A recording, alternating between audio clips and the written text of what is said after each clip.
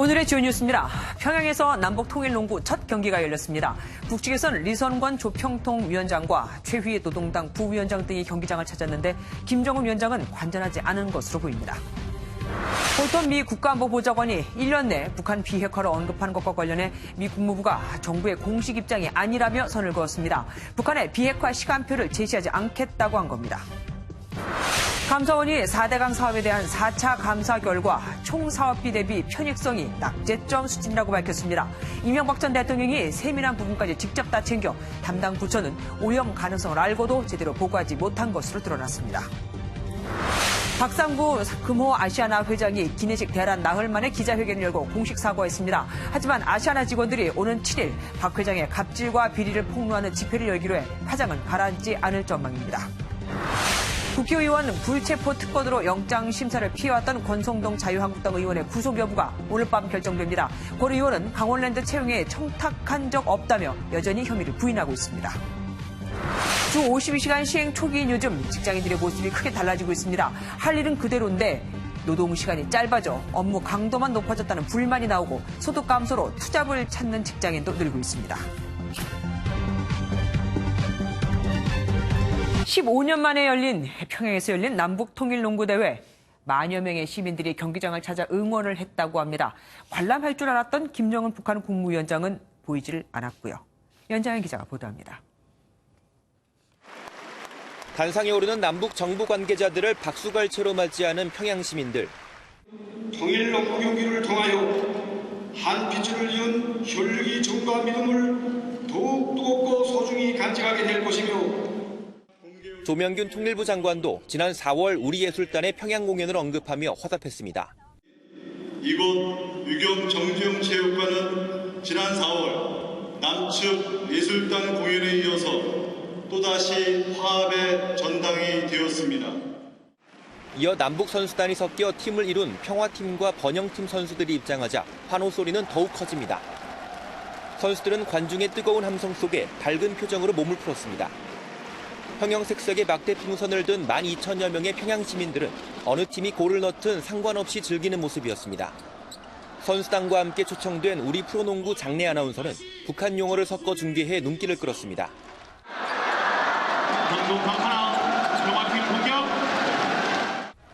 관심을 모았던 김정은 국무위원장은 오늘 경기장의 모습을 드러내지 않았습니다.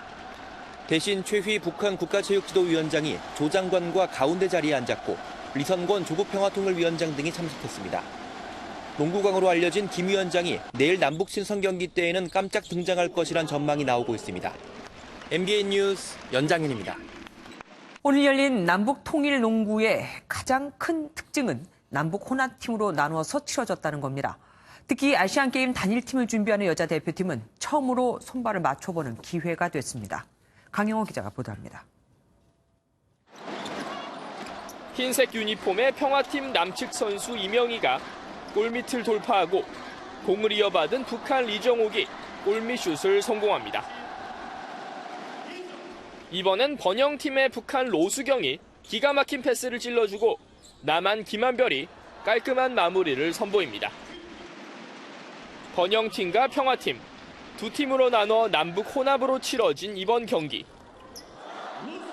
아시안게임 단일팀에 합의한 남북 여자 대표팀은 이번 대회를 통해 처음 호흡을 맞췄습니다. 어색할 법도 하지만 진지한 표정과 적극적인 자세로 소통한 남과 북의 선수들. 북한 여자 농구가 남한에 비해 상대적으로 기량이 떨어지지만 로수경 등 두세 명 정도의 북한 선수를 포함해 대회 2연패를 노린다는 계획입니다. 플레이 자체는 남이나 북이나 하는 플레이는 어느 정도 맞다고 보고 열심히 뛰는 게 아주 인상 깊게 좋았습니다. 이어서 열린 남자 경기에선 2010년 광저우 아시안게임 이후 국제대회에 모습을 드러내지 않은 북한 남자 대표팀 선수들이 첫 선을 보였습니다. 내일 열리는 남북한 대결에선 어떤 재밌는 모습이 연출될지 주목됩니다. MBN 뉴스 강영호입니다. 그동안 많은 돌출 발언을 내놨고 또 상당수 발언이 현실됐던 문정인 대통령 외교안보 특보가 최근 대담집을 내고 간담회를 열었습니다. 문 특보는 대북 제재가 풀리는 시점을 북한이 핵시설 사찰을 받아들일 때라고 내다봤습니다. 오지 기자입니다. 쑥스럽다는 듯이 웃으며 웃을 때는 문정인 대통령 외교안보 특보. 달라진 안보 환경에 대한 대담집 출간에 맞춰 기자 간담회를 열었습니다. 글쎄요, 이런 형식으로 책은 처음 내보는데요. 그래서 반응이 어떨런지 모르겠어요. 그러니까.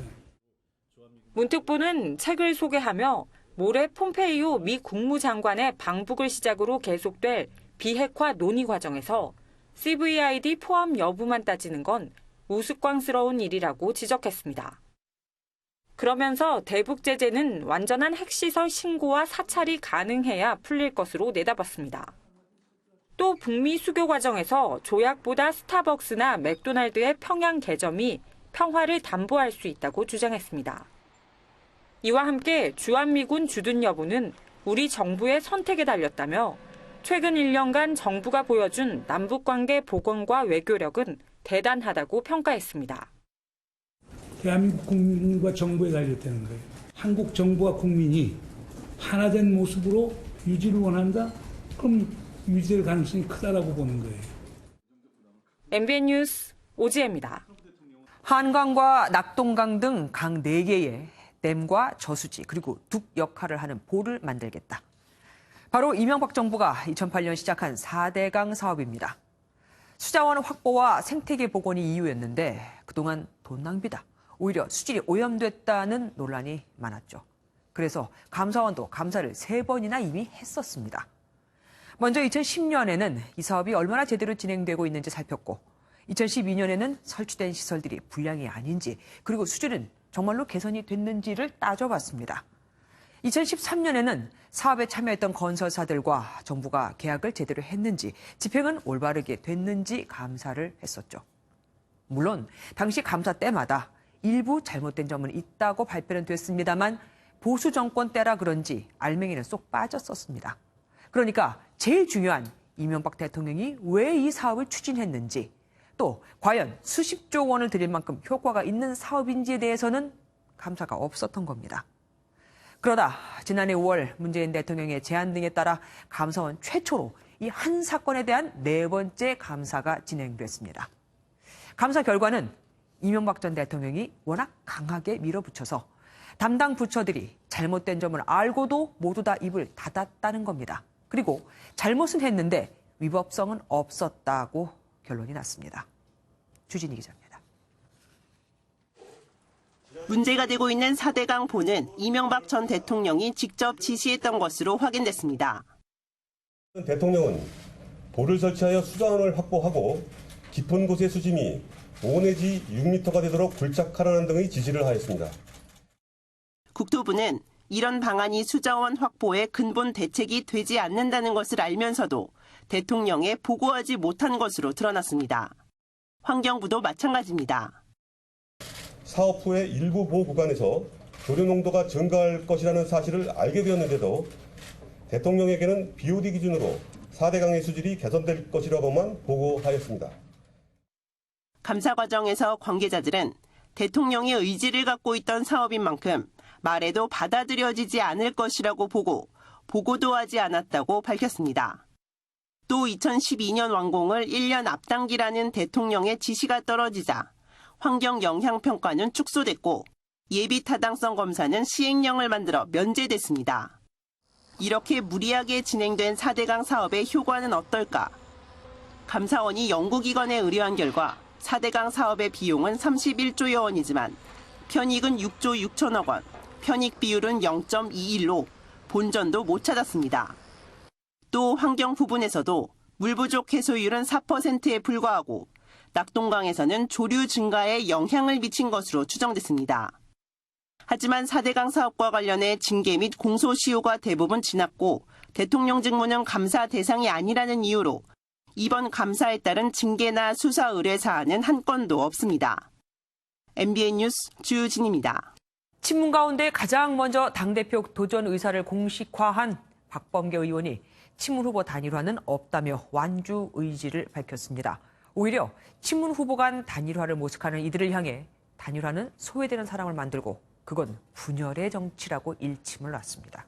안보람 기자입니다. SNS로 당대표 도전 의지를 드러냈던 더불어민주당 박범계 의원이 9일 만에 공식 출사표를 던지며 당권 전쟁의 서막을 알렸습니다. 이번 전당대회는 유능한 혁신가의 공정한 돌풍이 절대적으로 필요합니다. 박 의원은 친문을 자처하면서도 친문 진영 후보 간 단일화에 대해선 분열의 정치라고 비판하며 완주 의지를 밝혔습니다. 단일화의 대상이 되는 분들에게는 어쩌면 필요할는지 모르겠으나 그 외의 분들에게는 소외를 낳습니다. 그것은 분열의 정치입니다. 후보 단일화를 모색했던 친문 진영은 셈법이 복잡해졌습니다. 박 의원의 공격적 행보는 물론 친문계 좌장격인 이해찬 의원도 결심이 임박한 것으로 알려지면서 단일화 논의가 쉽지 않은 모양새입니다. 친문 진영 당대표 후보군으로 꼽히는 최재성 의원은 한 인터넷 방송에서 이해찬 의원이 나서면 알아서 친문 진영 교통정리가 이뤄질 거란 전망에 대해 당의 진로는 전혀 고려치 않은 관행적인 모습이라고 꼬집었습니다. 이 때문에 일각에선 단일화 없이 오는 27일로 예정된 전당대회 예비 경선에서 자연스럽게 후보군이 정리될 거란 관측도 나옵니다. MBN 뉴스 안보람입니다. 아직 비대위원장도 못 정하고 있는 자유한국당은 이번엔 복당파를 겨냥한 움직임이 일고 있습니다. 반복당파 의원들이 당 쇄신 작업에 키를 쥔 김성태 당대표 권한대행과 김무성 의원, 이들은 다 복당파죠. 복당파라는 이름으로 묶어서 이들의 사퇴와 탈당을 주장하고 나선 겁니다. 최영기 기자입니다. 자유한국당 김무성 의원과 김성태 권한대행을 겨냥한 소위 반복당파의 공세가 쏟아졌습니다. 대표 시절에 당직을 임명을 본인하고 가깝고 본인한테 충성을 다하는 분들로 지난번 박성중 의원 메모 사건 때 모였던 분들도 바로 그분들이다. 비상대책위원장 영입 과정에 대한 비난의 화살도 김성태 권한대행을 향했습니다. 이 당을 희화화하는 것을 넘어서서 자해, 모욕하는 수준까지 정말 이르렀다는 판단입니다. 당이 이렇게까지 기강이 엉망이 된 것에는 그 중심에는 결국 김성태가 있다. 급기야 초선 의원 7명은 성명을 내고 사실상 김무성 의원의 탈당을 요구했습니다. 대선이나 지방선거나 여러 정치적인 과정 속에서 책임질 사람은 해당하는 책임을 절하는 이야기거든요. 이러한 비난에 김성태 권한대행은 당이 변하는 과정으로 봐달라며 확전을 경계했습니다. 자유한국당의 쇄신과 변화를 위한 몸부림의 일환으로 이렇게 봐주시면 감사하겠습니다. 이런 가운데 당내 14명의 의원들이 김성태 권한대행의 재신임 여부를 묻는 의원총회 소집을 요구하면서 가라앉는 듯했던 당내 갈등이 다시 불거지고 있습니다. MBN 뉴스 최영규입니다. 자유한국당이 11년 만에 또 당사를 옮깁니다.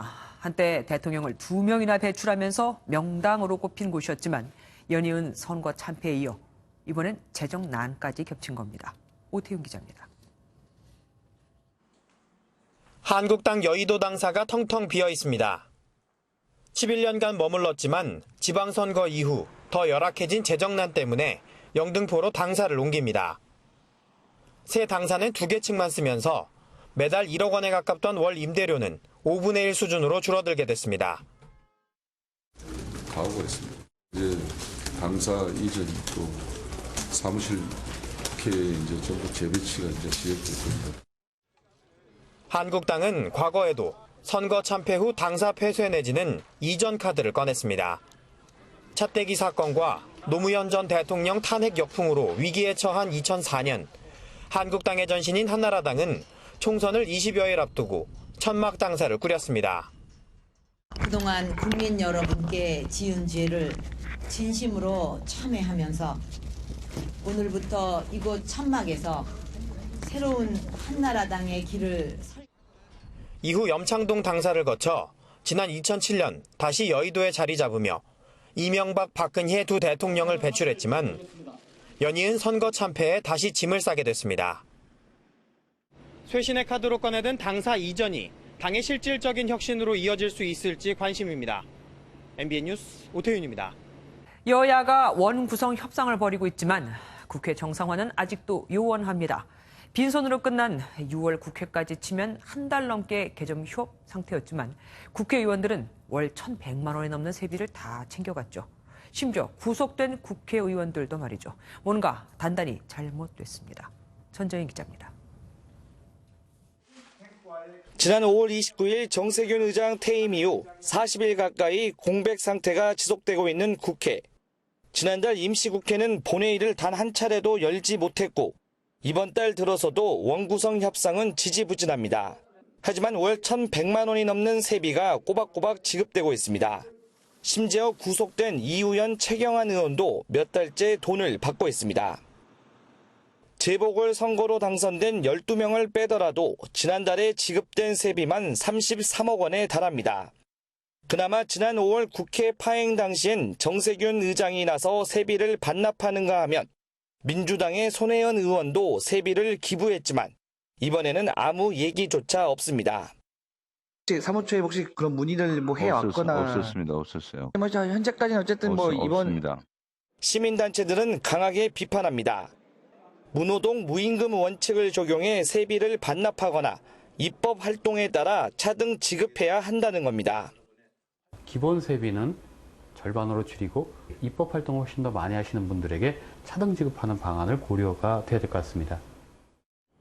또 국회의원 스스로 세비를 결정해선 안 된다며 외부 인사를 포함시키는 등 제도적 개선이 필요하다는 지적도 나옵니다. MBN 뉴스 전정인입니다. 대한항공 노조가 조양호 한진그룹 회장과 조원태 대한항공 사장을 고발했습니다.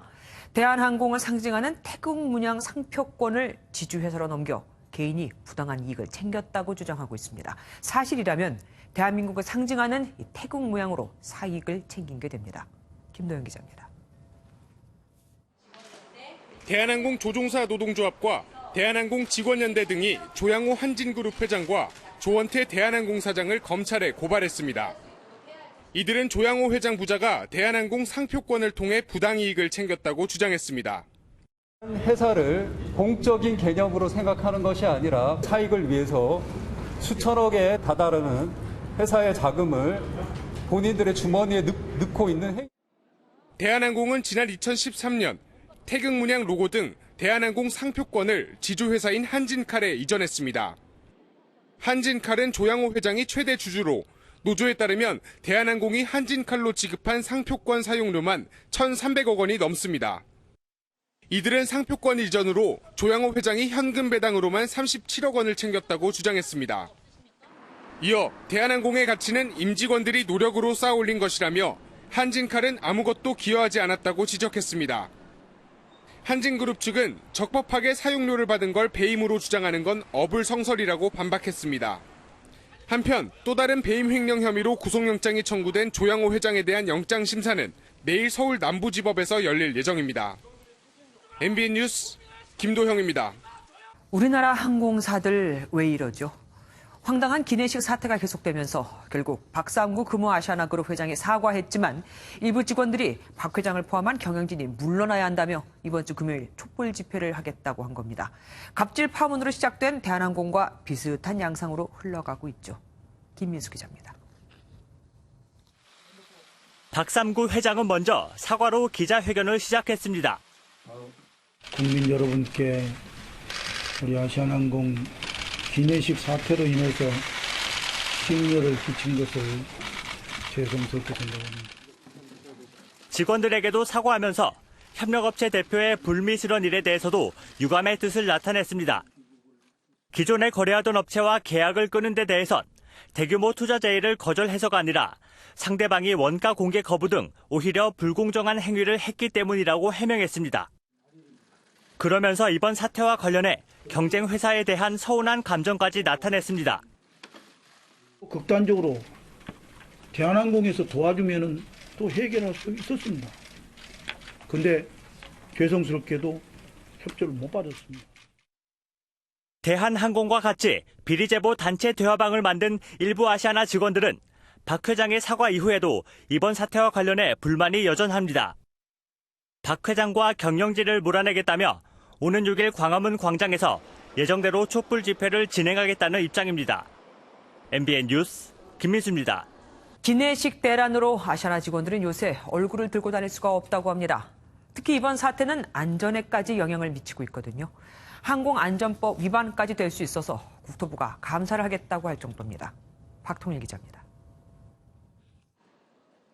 기내식 대란이 발생한 첫날, 몇 시간째 영문도 모르고 대기하던 승객이 거칠게 항의합니다.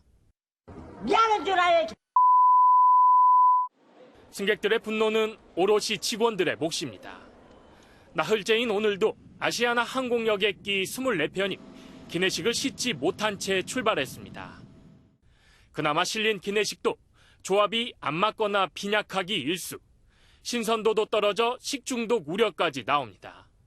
문제는 이번 기내식 대란이 단순한 불편에서 그치는 게 아니라 안전에도 영향을 미치고 있다는 겁니다. 한 승무원은 승객들의 탑승이 끝난 뒤에도 비상구를 열고 뒤늦게 기내식이 실리는 일이 비일비재하다고 증언했습니다. 비상구 통로는 안전 문제로 항상 비워져 있어야 합니다. 또 기내식 대신 쿠폰이 제공되면서 기내면세점 이용이 늘어 착륙을 준비하는 시점까지도 면세품 판매가 이루어지고 있다는 증언도 나왔습니다. 국토부는 항공안전법 위반 여부를 포함해 이번 사태에 대한 조사에 착수했습니다. 실제로 그렇게 했다고 그러면 그거는 규정 위반이니까 저희가 처벌을 해야 될 것 같고요.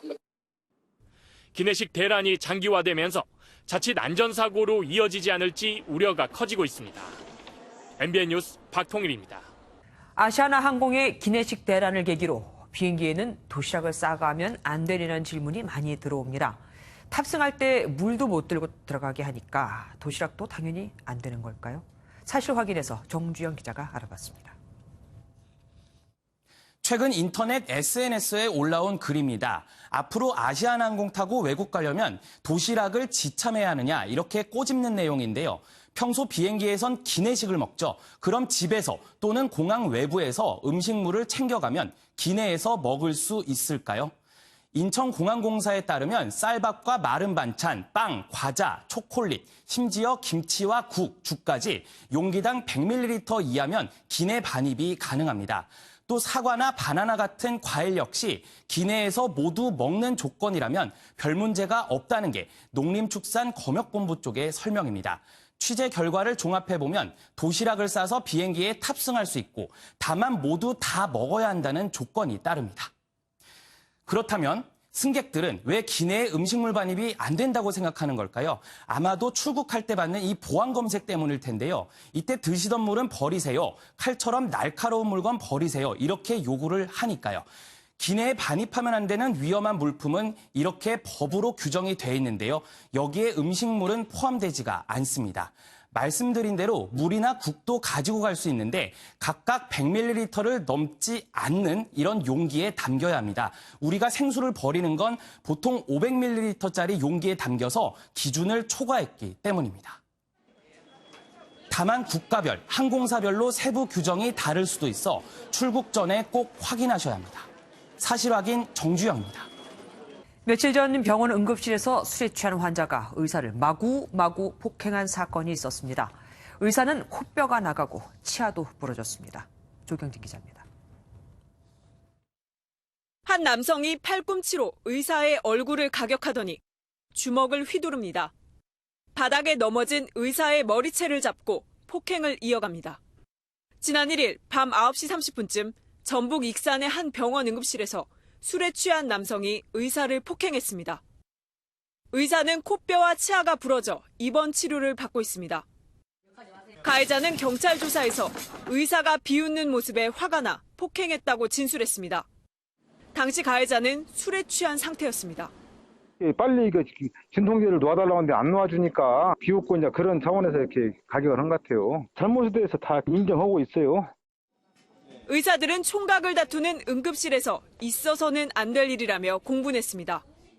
심지어 이제 물리적으로 상해를 입어서 응급진료를 더 이상 수행하기 힘들다면 다른 환자에게도 심각한 위해를 끼치는 거거든요. 대한의사협회는 엄한 처벌을 촉구했습니다. 외국의 경우에는요, 응급실에 기본적인 어떤 보안 요원 또는 경찰이 상주를 하면서 욕설 한마디, 고성 한마디에도 즉각적으로 제압을 할 수 있을 정도로. 경찰은 응급의료에 관한 법률 위반과 상해죄로 가해자를 입건했습니다. MBN 뉴스 조경진입니다. 그런가 하면 그제 광주에선 119 구급차 추돌 사고도 있었습니다. 구급대원들은 차량 밖으로 튕겨 나간 상황에서도 제대로 자신이 걷지도 못하면서도 환자부터 먼저 살폈습니다. 김현 기자가 보도합니다.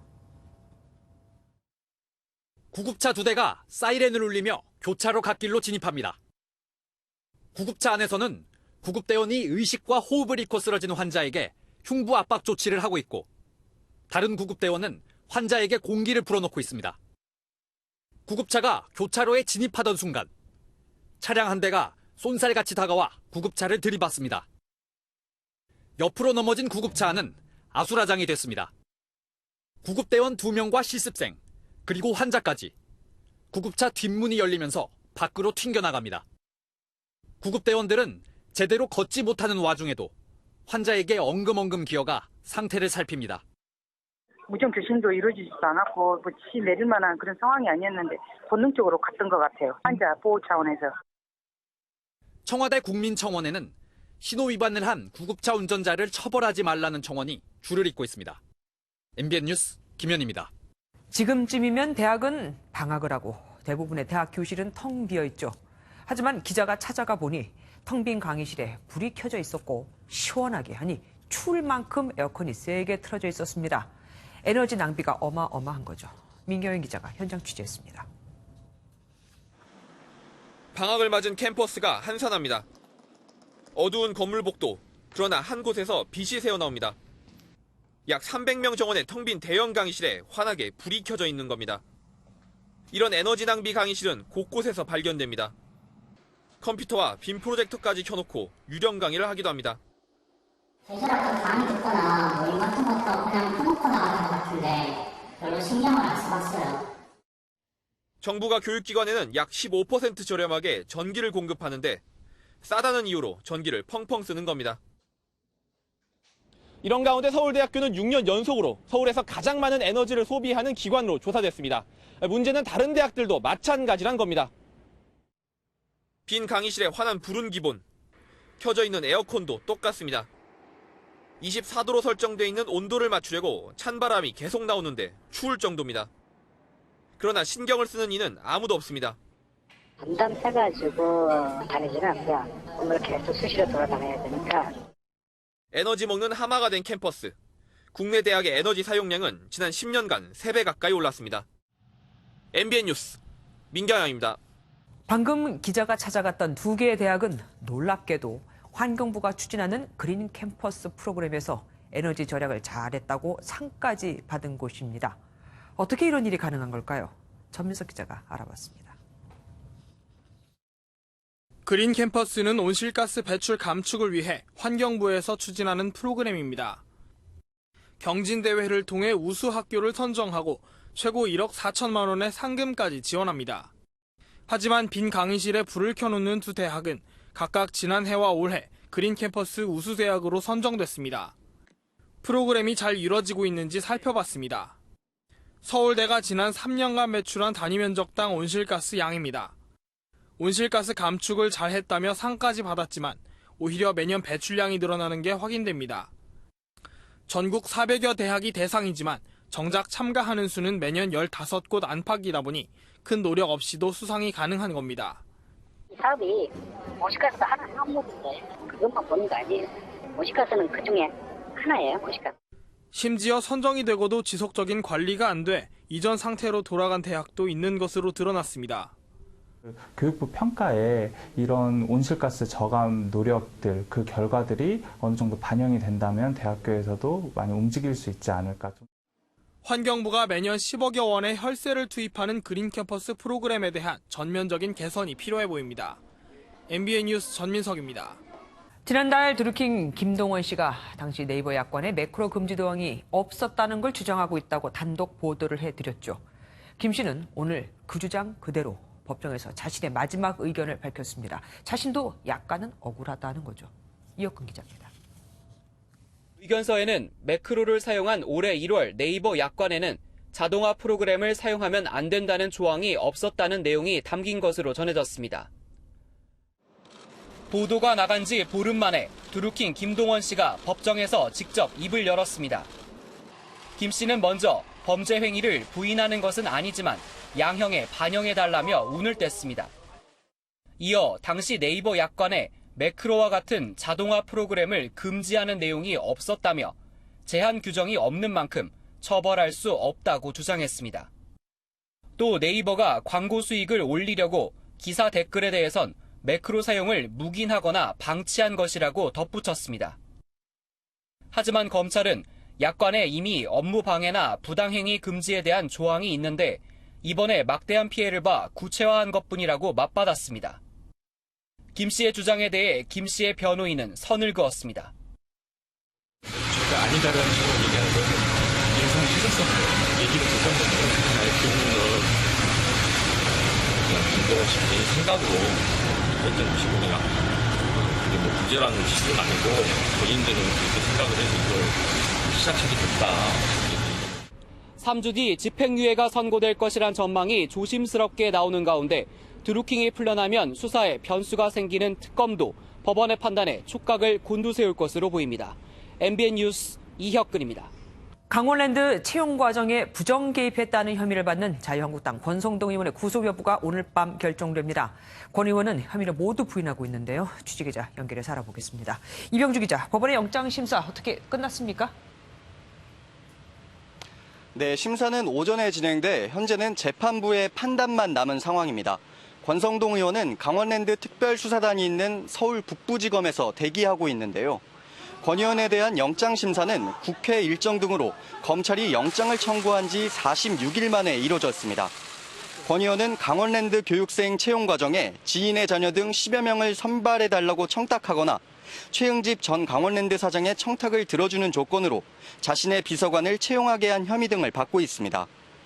오늘 오전 권 의원이 법원의 모습을 드러내자 시민단체 회원들이 권 의원에게 국회의원직을 내려놓으라며 항의 시위를 벌이기도 했는데요. 권 의원은 강원랜드 수사단의 법리 구성에 문제가 있다면서 관련 혐의를 전면 부인했습니다.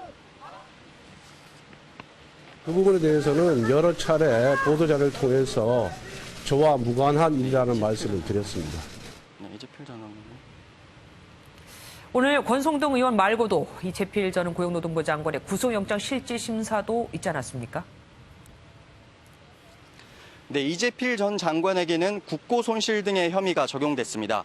이명박 정부 국정원이 노조 와해 시도에 특활비를 썼는데 이 과정에 개입했다는 혐의입니다.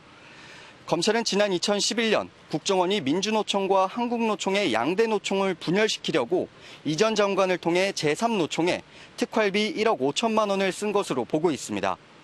이 전 장관 역시 관련 혐의를 부인하면서 진실이 밝혀지길 바란다고 말했는데 노조 와해라는 생각 자체를 어떻게 하겠냐며 반문하기도 했습니다. 두 사람에 대한 구속 여부는 오늘 밤 늦게나 내일 새벽 결정될 전망입니다. 지금까지 서울중앙지방법원에서 MBN 뉴스 이병주입니다.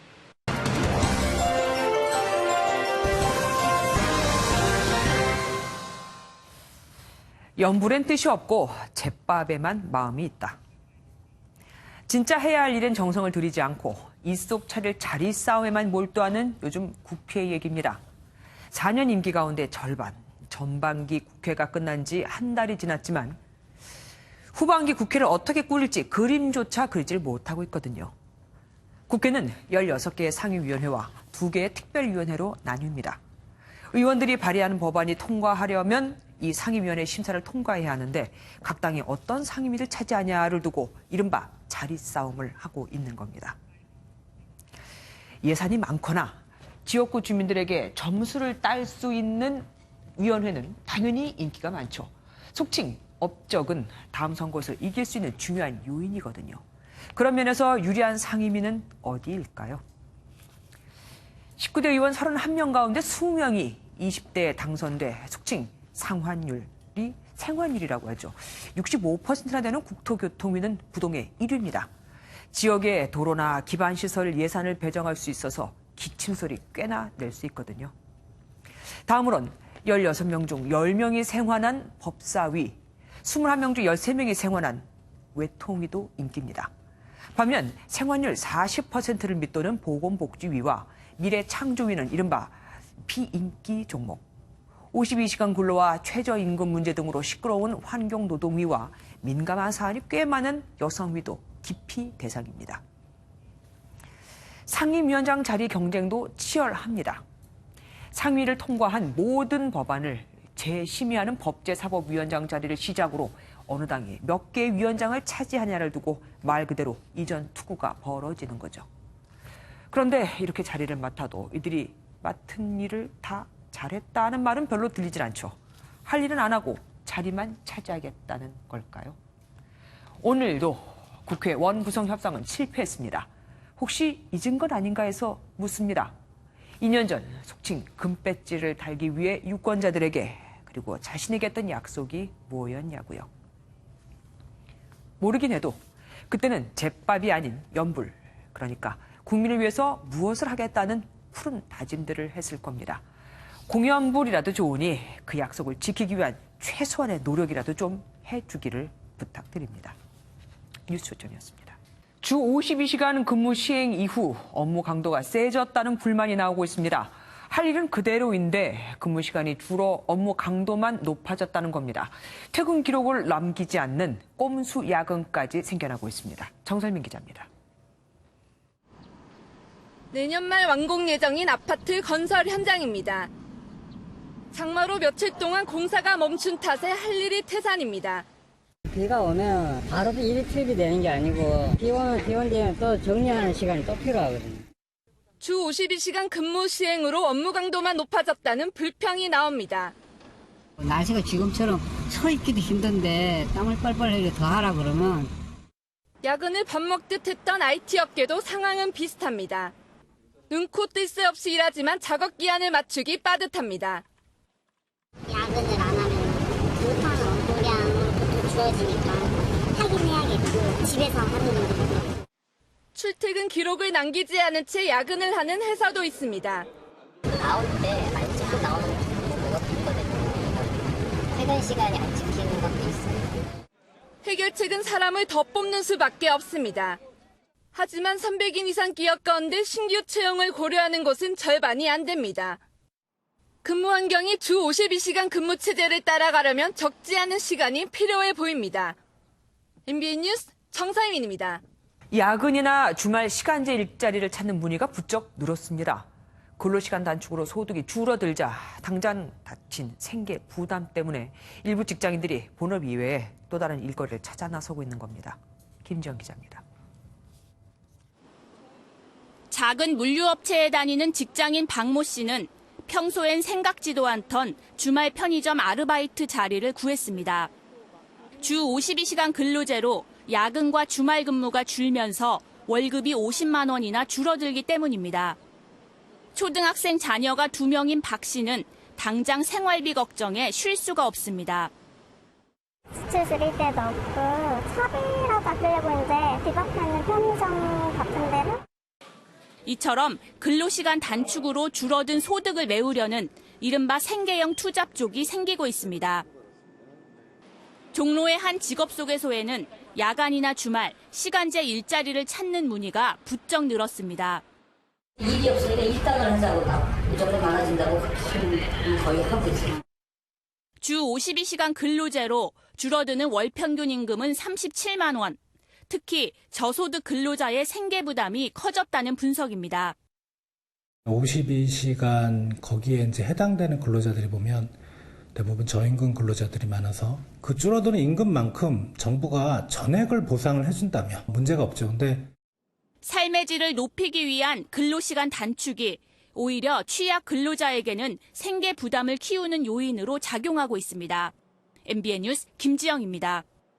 재정개혁특별위원회가 어제 보유세와 더불어 금융소득에 대해서도 과세를 강화하는 내용을 발표했는데 기재부가 여기에 반대 의견을 냈습니다. 대통령 직속위원회의 권고를 내친 겁니다. 김경기 기자입니다. 금융소득 종합과세는 예적금이자나 주식 투자로 얻은 배당금 같은 금융소득이 2천만 원을 넘을 때 부과됩니다. 2천만 원 아래면 금융소득에만 15.4%의 세금을 물리지만 그보다 많으면 근로소득 같은 다른 소득과 합해 6에서 42%의 누진세를 매깁니다. 재정특위 권고대로 과세 기준을 2천만 원 초과에서 1천만 원 초과로 낮추면 과세 대상자는 9만 명에서 40만 명으로 늘어납니다. 정부가 우려한 것도 이 부분으로 하루아침에 세금 고지서를 받게 될 31만 명의 조세 저항이 거셀 것으로 내다봤습니다. 공론화도 좀 해야 되고 여러 가지 면밀히 분석하고 검토해서 결정할 사항이기 때문에 보유세 등 부동산 과세를 강화하고 금융소득에 대한 세금마저 올리는 건 지금 경제 상황에서 부작용만 낳을 것이란 인식도 작용했습니다. 전반적인 세부담이 높아지고 있기 때문에 보다 많은 자금이 가계와 기업 같은 민간 부문으로부터 정부 쪽으로 이전되고 있고요. 재정특위 권고안에 정부가 반대 의견을 밝히면서 납세자들의 혼란이 불가피할 전망입니다. MBN 뉴스 김경입니다. 숫자를 보는 오늘의 뉴스입니다. 우리나라의 외환 보유액이 사상 처음으로 4천억 달러를 돌파했습니다. 세계에서 9번째로 많은 겁니다. 1998년 외환 보유액이 적어 IMF 국제통화기금으로부터 긴급 지원을 받았던 걸 생각하면 20년 만에 위상이 엄청나게 달라진 거죠. 미중 무역전쟁 여파로 전 세계 금융시장에 요동을 치는데 외환 보유고가 크게 는 건 우리 경제가 그만큼 안정적이라는 걸 보여주기도 하는 걸 겁니다. 그렇다고 해서 외환 보유고가 최저임금 등 다른 여러 불안 요소들을 다 덮어주는 건 아니죠. 좀 더 세밀한 경제 정책이 필요합니다. 자외선 차단 지수, SPF 지수가 100인 제품과 50인 제품, 어떤 게 더 차단 효과가 좋을까요? 자외선 차단제는 그 수치도 좀 중요하겠지만 더 중요한 건 얼마나 자주 덧발라주는가 하는 겁니다. 민지숙 기자가 알아봤습니다. 야외 활동이 잦아지는 여름철 필수품 자외선 차단제. 선크림뿐만 아니라 고체 스틱, 스프레이까지 자외선 차단 제품은 수백 종이 넘습니다. 이 가운데 소비자들이 가장 중요하게 생각하는 것은 자외선 차단 지수, SPF 숫자입니다. 그 SPF 지수를 주로 보고 고르는 것 같아요. 제일 강한 걸로. 숫자가 높으니까 아무래도. 때문에 국내에는 없는 SPF 100, 200짜리 제품을 해외 주문해서 구입하는 이들도 있습니다. 하지만 이 지수가 높다고 자외선 차단 효과가 더 높은 것은 아닙니다. SPF 1은 15분을 뜻하며 자외선 차단 강도가 아닌 지속 시간을 의미하기 때문입니다. 일상생활에서는 SPF 30 정도만 사용해도 충분하시고요. 무조건 수치가 높은 것을 사용하기보다는 그 상황이나 조건에 따라 적당한 제품을, 수치의 제품을 고르는 것이 적합하고요. 서핑과 같은 물놀이를 즐길 때에는 방수 기능이 가장 중요합니다. 물에 지워지지 않는 기능성을 갖춘 제품을 바르고 자외선 차단 실험을 해보겠습니다.